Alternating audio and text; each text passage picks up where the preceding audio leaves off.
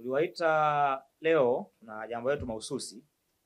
Tulioko mbele ni mawakili wa Mahakama Kuu na mahakama za chini yake isipokuwa mahakama ya mwanzo, ambao leo tuna jambo la kueleza waandishi na mkawaambie Watanzania. Tulioko mbele na hapa, mimi nazungumza, naitwa Maduhu, wakili Maduhu William, wakili wa Mahakama Kuu, na mkono wangu kushoto naye wakili Dickson Matata, naye ni wakili wa Mahakama Kuu, naye wakili Doris, naye wakili Paul Kisabo, wakili wa Mahakama Kuu, naye wakili Catherine Michael, naye ni wakili wa Mahakama Kuu. Sisi wote hapa ni wanachama wa TLS. Sasa tumeona kwamba leo ndugu zetu waandishi habari tuwaite. Tutakuwa wasemaji takriban watatu. Nitaanza mimi, atakuja Paul Kisabo.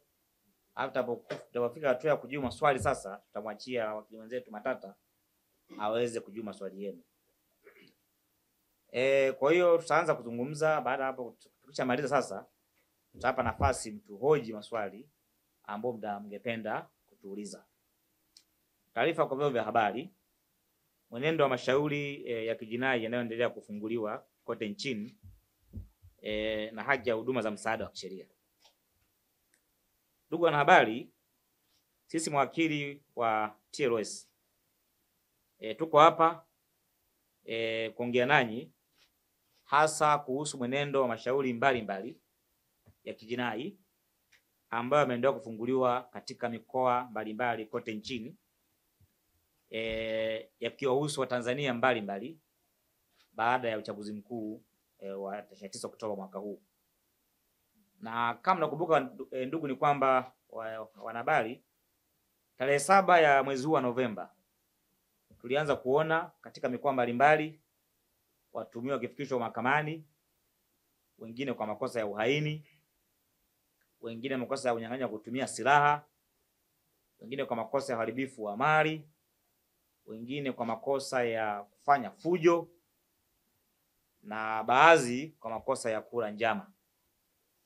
Na mpaka sasa tumekaa sisi mawakili, tumefanya utafiti na tumebaini kwamba mpaka ninapozungumza kwa maana ya leo, watuhumiwa mbalimbali katika mikoa ya Dar es Salaam, Dodoma, Iringa, Mara, Mwanza, Arusha, Njombe na Kilimanjaro na Kigoma wamefikishwa mahakamani. Na tutapata habari pia mchana huu kwamba baadhi pia wamefikishwa mahakama ya wilaya mkoa wa Mbeya masaa machache yaliyopita. Na watuhumiwa wengi, ndugu waandishi habari, ambao mpaka sasa hivi wameshafikishwa mahakamani ni vijana wadogo kati ya miaka 19 mpaka 25. Ndugu wanahabari, baada ya mashauri hayo kuanza kufunguliwa, tulikaa na kufanya tathmini ambapo tulibaini kuwa watuhumiwa walio wengi uelewa wa kisheria ni mdogo na wengi hawana hata uwezo wa kulipia gharama za mawakili kwa ajili ya kuwakilishwa kwa mujibu wa ibara ya 13 ibara ndogo ya 6A ya Katiba Tanzania ya mwaka 77. Hivyo basi, sisi mawakili wa TLS tumeamua kujitolea kutoa msaada wa kisheria, ikiwemo kwa kuwakilisha mahakamani watuhumiwa wote waliofikishwa mahakamani tangu tarehe 7 ya mwezi Novemba, ambao wataendelea kufikishwa mahakamani pia, na wale ambao wataendelea kufikishwa mahakamani siku hadi siku bila malipo na bila masharti yote. Kwa hiyo Watanzania wote ambao mpaka dakika wameshafikishwa mahakamani, tutawasaidia kuwatolea msaada wa kisheria, kuwakilisha mahakamani, kuwatembelea magerezani huko waliposegelea kwa hapa Dar es Salaam, na ambao wanaendelea kushikwa vituo vya polisi bila gharama yoyote na bila masharti yoyote, kwa sababu ni Watanzania na wadeserve haki hiyo. Sasa ndugu wanahabari, tuangalie idadi ya watuhumiwa waliokuwa wanashikiliwa katika mahabusu mbalimbali nchini. Mpaka sasa inakadiriwa kwamba Dar es Salaam pekee zaidi ya watuhumiwa 400 walikamatwa. Kwa maana ya mkoa wa Dar es Salaam peke yake watu 400 plus walikuwa wanashikiliwa katika vituo mbalimbali vya polisi, hasa kituo cha polisi Oysterbay. Mkoa wa Mwanza watu takriban 200, zaidi ya 200. Na kati yao nafikiri 172 wameshafikishwa mahakamani. Kilimanjaro kama 312, ambapo kati yao 300 wameshaachiwa na wamebakia watuhumiwa 12. Katika mkoa wa Tabora tunao watuhumiwa 5 wanaoshikiliwa mpaka sasa ambao walikuwa wanashikiliwa. Mkoa wa Mbeya zaidi ya watuhumiwa 300, mkoa wa Njombe zaidi ya watuhumiwa 10, mkoa wa Songwe zaidi ya watuhumiwa 200 na mkoa wa Kigoma zaidi ya watuhumiwa 10 walikuwa wameshikiliwa, na kati yao 11 nafikiri washapelekwa mahakamani. Ndugu wanahabari, baadhi ya watuhumiwa walikwisha fikishwa mahakamani na baadhi yao bado wanaendelea kufikishwa katika wanaendelea kushikiliwa katika mahabusu mbalimbali za polisi nchini. Katika watuhumiwa wote wapo walikuwa kabla ya uchaguzi mkuu. Kwa kwenye makundi ya watuhumiwa hapa, makundi ya aina 3. Kundi la kwanza kuna ambao walishikiliwa kabla ya tarehe 29 kwa maana tarehe 1, 2 mpaka tarehe 28. Kundi la pili ni siku ya uchaguzi wenyewe kwa maana ya tarehe 29. Na kundi la mwisho tuna makundi ya watu ambao wamekamatwa baada ya uchaguzi kwa maana ya tarehe 30, 31, tarehe 1 mpaka leo, mpaka kwa baadhi ya watuhumiwa ambao wanaendelea kukamatwa. Ndugu zangu, ni kwamba mpaka sasa baadhi yao tunatembelea katika vituo mbalimbali vya polisi na tumeshuhudia mamia ya vijana wakiwa wamejazana katika vituo hivyo. Kwa baada ya kubaini kwamba kuna baadhi ya watu ambao wanaendelea kushikiliwa, sisi kama mawakili hatukulala nyumbani. Tuliwatembelea katika vituo hivyo vya polisi. Kwa mfano Dar es Salaam, tukatembelea Oysterbay, tumeona vijana pale wengi. Tumeenda vituo vya polisi kama Mburahati, kuna watuhumiwa pale, na nimeshuhudia wengine wakifikishwa mahakamani mapema mwishoni mwa juma lililopita. Sasa ndugu zangu wanahabari, tuangalie mpaka sasa idadi ya watu ambao wameshafikishwa mahakamani katika mikoa mbalimbali kote nchini. So ni muhimu pia mkapata taarifa. Ndugu wanahabari, ni vyema mkajua mpaka sasa ni watuhumiwa ngapi wameshafikishwa mahakamani na kwa makosa gani, ili mkaihabarishe umma wa Tanzania kama inavyoonyeshwa katika jedwali lifuatalo. Dar es Salaam tunawatuhumiwa mpaka saa hizi 240 ambao wote tuhuma zao ni uhaini.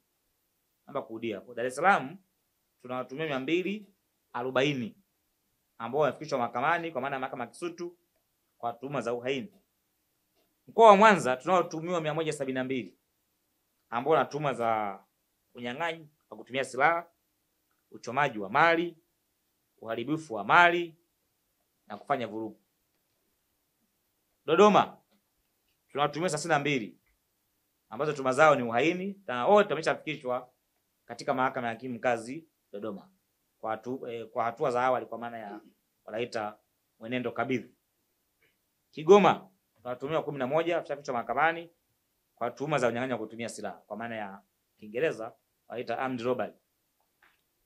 Iringa tunawatuhumiwa 89 ambao walifikishwa mahakama ya hakimu mkazi Iringa jana kwa tuhuma za uhaini na unyang'anyi wa kutumia silaha. Njombe tunatuhumiwa 9 ambao walifikishwa mahakamani Ijumaa iliyopita kwa tuhuma za uhaini. Arusha bado hatujadhibitisha rasmi, lakini tuna takribani sio taarifa rasmi, kwa hiyo mnaweza mkaamua kukoti au mkatumia lugha ya jumla, zaidi ya watu 60 huenda wakafikishwa mahakamani na baadhi wameshafikishwa kwa tuhuma za uhaini, lakini bado hajapata hati ya mashtaka. Kwa tukipata hati ya mashtaka tutawabrief. Tabora tunao watuhumiwa 5 ambao bado wanaendelea kushikiliwa polisi, lakini nao nimesikia kwamba watafikishwa mahakamani muda wote kuanzia sasa. Tutapata taarifa rasmi na mamlaka za Tabora. Bunda kwa maana ya mkoa wa Mara watuhumiwa 29 ambao hawa wanatuhumiwa na tuhuma za uhaini. Tarime watuhumiwa 9 tuhuma za uhaini, na mkoa wa Iringa kwa maana ya Mafinga watuhumiwa 45 nao kwa tuhuma za uhaini. Sasa ndugu waandishi habari, jumla inafanya kuwa na watuhumiwa makosa yote hayo kwa maana ya uhaini, ya kutumia silaha, kufanya fujo, uharibifu wa mali kwa maana ya uchomaji na uharibifu wa mali. Jumla watuhumiwa 641 mpaka leo wameshafikishwa katika mahakama mbalimbali kote nchini katika mikoa ambayo nimwatajia. Ndugu wanahabari, kutokana na makosa mengi yanayowakabili watuhumiwa kutokana na dhamana, ni kwamba waandishi habari niwaambie makosa ambayo tumeyasema hapa takriban yote hayana dhamana. Ni makosa ambayo ni unbailable. kwa mujibu wa sheria za nchi yetu. Uhaini na makosa mengine hayadhaminiki. Baada ya mashtaka yao kusoma mahakamani, watuhumiwa wote walipelekwa mahabusu. Dar es Salaam kwa mfano wapo Segerea. Kwa Dar es Salaam nimesema wako katika gereza la Segerea. Adhabu ya juu kabisa, ndugu wanahabari, ambayo watuhumiwa wanaweza kupewa kama atakutwa na hatia ni kunyongwa hadi kufa kwa makosa kama ya uhaini, na adhabu inayofuatia kwa maana ya length ni kifungo cha jela maisha. Makosa kama ya armed robbery nafungwa maisha, na adhabu ya chini kabisa ya makosa haya kama atakutwa na hatia kwa makosa kama ya arson, uchomaji wa mali, ni kifungo cha jela miaka 30. Hivyo basi, kutokana na uzito wa adhabu hizo, tunaahidi sisi kama wakili kutoa huduma ya utetezi inayostahili na kwa ukamilifu wake kwa mujibu wa sheria za nchi yetu kwa watuhumiwa wao. Sasa wanahabari, kama nilivyowaambia kwamba tutakuwa na wasemaji kadhaa, kwa awamu hii naomba niishie hapa. Nimkaribisha wenzangu Paul Kisabo aendelee na kuendelea kusoma statement hii kwa sababu ni ndefu kidogo. Then ataingia matata kwa maana ya awamu ya maswali. Taarifa hii kwa umma tunaitoa baada ya ndugu wanafamilia kuwa wametuma maombi kwenye chama chetu, Chama cha Wanasheria Tanganyika, wakiomba pia msaada wa kisheria kwa ndugu zao, kama ambavyo mandugu ameeleza kwamba wengi hawana uwezo wa kulipa gharama za mawakili. Kwa hiyo walituma maombi kwenye chama chetu cha Wanasheria Tanganyika, na sisi kama Chama cha Wanasheria Tanganyika tuna jukumu la kwa umma. Kwa tuna jukumu hilo, kwa hiyo tunalifanya hili jukumu kulingana na sheria yetu kifungu namba 4 cha TLS.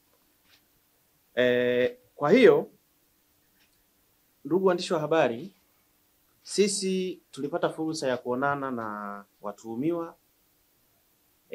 hasa wale ambao wako Dar es Salaam, na tumeonana nao mahakamani. Naomba hili likae sawa. Tumeonana nao mahakamani kwa wale ambao wako Dar es Salaam, na kwa wale ambao tumeona mahakamani na nyinyi waandishi wa habari mlikuwepo, wengine walikuwa na majeraha ambayo yanaonekana kabisa. Mliwaona walikuwa na majeraha, lakini pia wale ambao tulizungumza nao pia baadhi pia walituambia kwamba walipigwa, walikuwa na hayo, wameteswa na hayo majeraha. Ni kinyume cha sheria, lakini pia kwa sababu kama ambao nimesema walitueleza na tulipokuwa mahakamani tulieleza pia mahakama kuhusiana na hilo swala, na tuliomba kwamba mahakama itoe amri kwa wale ambao walikuwa na majeraha wakapatiwa matibabu. Tunashukuru kwamba mahakama ilitoa hizo amri na ilisema siku nyingine ambapo watuhumiwa wataletwa mahakamani, ripoti za matibabu ziwasilishwe mahakamani za hao watu. Lakini pia katika hali isiyo ya kawaida, ndugu waandishi wa habari, baadhi ya watuhumiwa walionekana wakiwa wengine amevaa singlet na mtuhumiwa mwingine amevaa boxer na singlet. Si mliona?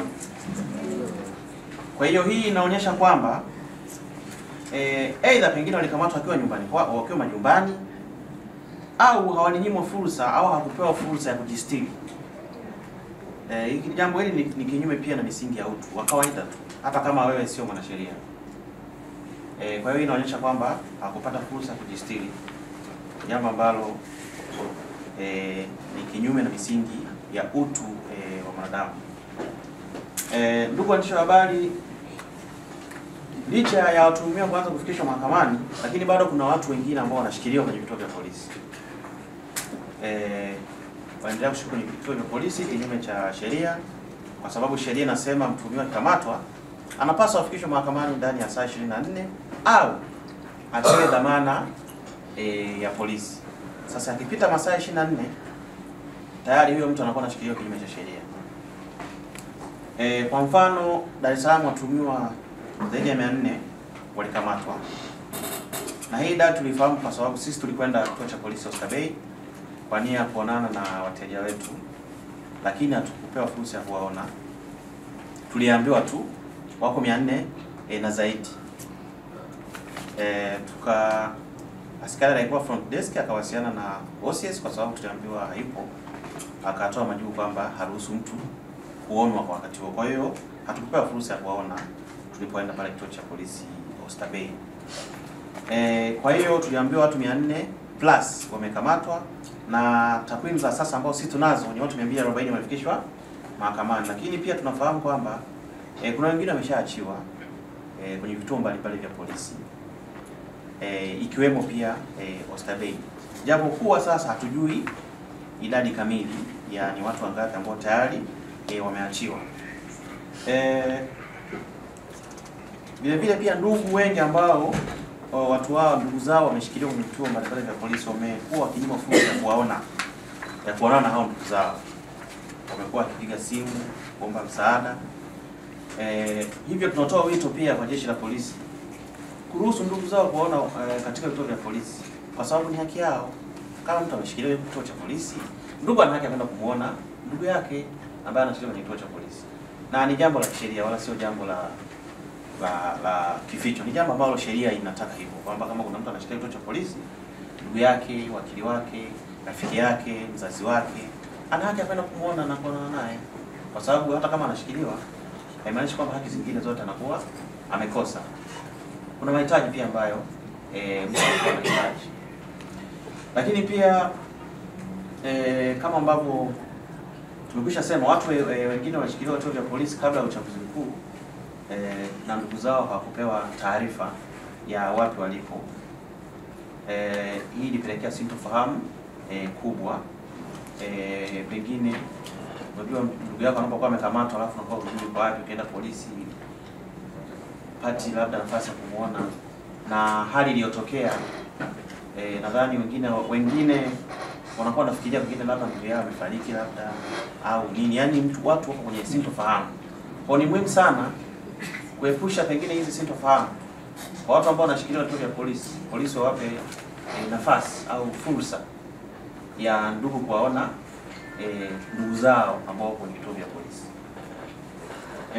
Kama ambavyo nimeeleza pia mawakili tulipata hiyo changamoto, na jambo hilo la kunyima fursa ya kuwaona ni kinyume cha sheria. Sasa baada ya kusema haya, ndugu waandishi wa habari, nini sasa wito wetu? Ndugu waandishi wa habari, tunatoa wito ufuatao kwa jeshi la polisi. Kwanza, linapaswa liwafikishe mahakamani wote wanaoshikiliwa katika vituo vya polisi, na kama hakuna ushahidi kulingana na upelelezi ambao wamefanya, tunaliomba jeshi la polisi liwaachie huru hawa watu ili wakaungana na wapendwa wao, wakaungana na familia zao, lakini pia wakaendeleza majukumu ya kujenga taifa. Mtu anapokaa ndani anakuwa hafanyi kazi, maana yake anashindwa kutumikia taifa lake. Kwa ni muhimu wakapewa dhamana au wakaachiwa huru ili waweze kuendelea na majukumu mengine ya kujenga taifa. Lakini pia tunatoa wito kwa jeshi la polisi kuwaruhusu ndugu, jamaa, marafiki, wazazi kuonana na ndugu zao ambao wanashikiliwa kwenye vituo mbalimbali vya polisi. Kama ambavyo mnajua watu wameshikiliwa kwenye vituo mbalimbali maeneo mengi nchini. Kwa hiyo wapewe hiyo fursa ya kuonana nao ili angalau waweze kuwapatia pengine hata na mahitaji na vitu vingine ambavyo kimsingi vinahitajika kwa mtu ambaye amekamatwa. Lakini pia tunatoa wito kwa jeshi la polisi kuruhusu mawakili wote nchini kuhakikisha kwamba wanaonana na wateja wao ambao wapo kwenye vituo vya polisi ili waweze kuwapa msaada wa kisheria. Msaada wa kisheria sio mahakamani tu. Kwenye vituo vya polisi pia watu wanahitaji msaada wa kisheria. Iwe gerezani watu wanahitaji msaada wa kisheria. Kwa hiyo watuhumiwa kama ambao tumeeleza wengi hawana uelewa wa kisheria. Kwa ni muhimu wakakutana na mawakili wao, wakazungumza nao, wakapata msaada ambao unastahili kwa mujibu wa sheria, msaada huo wa kisheria. Lakini pia tunatoa wito kwa jeshi la magereza kwa wale watuhumiwa ambao tayari wameshafikishwa mahakamani. Nadhani mnafahamu kwamba kuna baadhi ya watuhumiwa wamefikishwa mahakamani pasipo taarifa kwa ndugu au mawakili. Kwa hiyo walisomewa hati za mashtaka au mashtaka yao mahakamani pasipokuwa na wakili au ndugu. Kwa hiyo wamepelekwa, na baada ya hapo wakawa wamepelekwa kwenye magerezani kulingana na kwamba tuhuma ambazo zinawakabili hazina dhamana. Kwa hiyo na haijaelezwa wazi kwamba wamepelekwa kwenye magereza gani. Kwa hiyo ni muhimu sasa jeshi la magereza kwa sababu mtu akishapelekwa gerezani jeshi la magereza na wajibu wa kuelezea au kutoa taarifa au kutoa utaratibu wa namna ya kuwaona ndugu zao, kwamba ndugu yako labda yuko gereza ya Segerea au yupo Sanga Dodoma au yupo wapi, ili kusudi ndugu au wazazi, marafiki waweze kuwaona au kuwatembelea pia ndugu zao na kuwapelekea pia mahitaji ya kibinadamu. Kumbuka hawa ni watuhumiwa, na kwa mujibu wa katiba mtu yoyote anapaswa kutendewa kwamba kuonekana kwamba hana hatia. Sawa? Hiyo ni kwa mujibu wa katiba ya Jamhuri ya Muungano wa Tanzania. Kwa hiyo hawa watu wana haki zote isipokuwa haki ya kwenda sehemu yoyote anapotaka. Kwa haki zingine zote za binadamu wanazo. Kwa hiyo wanahitaji kupata mahitaji yao mbalimbali ya kibinadamu, mavazi na mengineyo, mahitaji ambayo ni muhimu. Lakini pia jeshi la magereza kwa wakazi wa Dar es Salaam wengi watuhumiwa walipelekwa Segerea. Kwa ni muhimu tu ndugu zao wakafika Segerea, kwa wale ambao tayari wameshafikishwa mahakamani.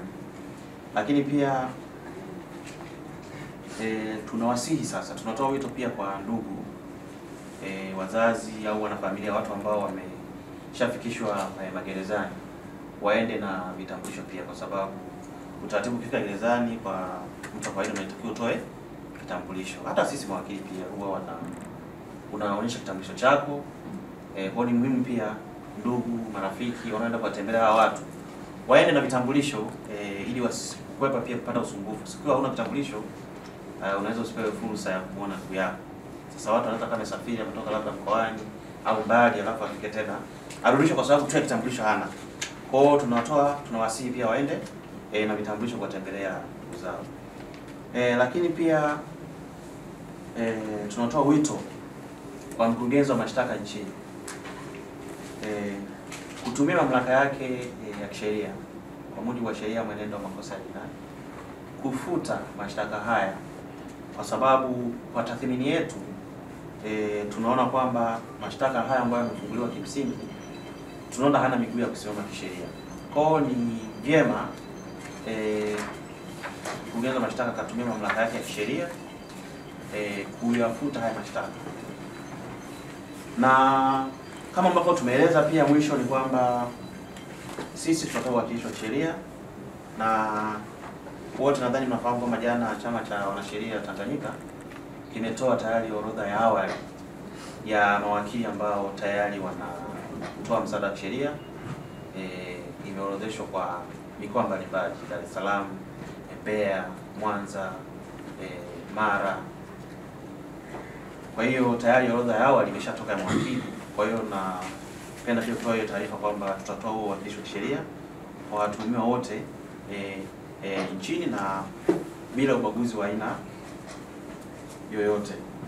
Ndugu waandishi wa habari, ili hapa ndio mwisho wa tamko letu la siku ya leo, na tamko hili limetolewa na mawakili ambao ni wanachama wa chama cha wanasheria Tanganyika, na tamko hili lina baraka zote la chama cha wanasheria wa Tanganyika. Kuna watu ambao wameuliwa lakini walikuwa majumbani, kwa maana ya kwamba yeye ana ushahidi wake ni ile kwamba kuna baadhi ya clip na nini zimeonyesha watu wameuliwa wakiwa majumbani kwao, na wakati mwingine kuna risasi ambazo zimepigwa kwenye majumba. Sasa kwa kujibu hilo, kwanza niseme sisi kama chama na kama mawakili wa TLS, baada ya kutokea kwa tukio hili lililotokea, chama kilitangaza na kikatoa namba ambazo watu wameruhusiwa kutuma ushahidi wa matukio mbalimbali, na kwa lugha nyepesi chama kinaendelea na kuchakata. Tumekuja hapa kwanza kama hatua ya awali kwa sababu unapokuwa na tatizo, yapo mambo ambayo lazima myashughulikie haraka, lakini yapo mambo ambayo mnaenda taratibu, kwa sababu yanahitaji umakini, yanahitaji ushahidi na yanahitaji kuchakata. Sasa swala la kwa mfano watu ambao bado wako mahabusu, swala la watu ambao wamesomewa mashtaka wako magereza, swala la afya zao ni swala ambalo linahitaji uharaka, na ndio maana sisi kama chama cha mawakili tumejitolea kwamba lazima tushughulikie kwanza hilo swala, na baada ya hapo sasa ndio tutakuja kwenye swala kama kuna familia ambazo zimeleta ushahidi na zimeeleza kwamba ndugu zao walikuwa nyumbani tu, walikuwa hayuko kwenye maandamano na kadhalika, lakini ameuliwa tena kwa risasi ya moto, na ushahidi ukiwepo, hiyo tutaichakata na tutakuja kuitolea taarifa mbeleni ni hatua zipi tutachukua, na kama watu tunaweza kwenda mahakamani ili watu waweze kuwa fidia. Ni kweli kwamba uhai wa mtu hauna namna unaweza ukaurudisha, lakini pia hakuna chochote ambacho unaweza replace, yani ukasema hii ni fidia, lakini at least kuonyesha kwamba tuko pamoja na walau wapate chochote kuonyesha kwamba kuna watu wanatakiwa kuwajibika. Kwa hiyo sio tu benefits, lakini pia hata wale waliofanya hivyo, kwa sababu sisi ndani ya nchi wote tuko chini ya sheria na hakuna mtu ambaye yuko juu ya sheria. Kwa hiyo si polisi au mtu yeyote ndani ya nchi hii anaweza kufanya kitu ambacho kinakatazwa kwa mujibu wa sheria. Nafikiri nitakuwa nakujibu hilo. Nikija kwenye swali la pili juu ya kuwajibishwa, nafikiri linaendana na la tatu, na kwa mantiki hiyo majibu ni yale yale, kwamba kwa sasa kitu ambacho tunakiangalia sana ilikuwa ni kudili na hiki. Kumbuka wengi waliokamatwa kweli ni kwamba hata kwa kuangalia ni miaka kati ya 15, 16, 17 mpaka 25. Hawa watu wengine ni wanafunzi, hawa watu wengine ndio wamemaliza shule wako mtaani, hawa watu wengine ndio wale vijana ambao walikuwa wanatuoshea magari kwenye sehemu za barabara, na sasa hivi wengi ukiangalia hatuwaoni, hatujui wako wapi. Waandishi wa habari, natamani hii kitu mwifuatilie, tujue baada ya tukio wale watu wanaenda wapi, kwa sababu kumbukeni, sisi wengine tulikuwa tuna sehemu ya kujihifadhi, wale wanalala kwenye vituo vya daladala.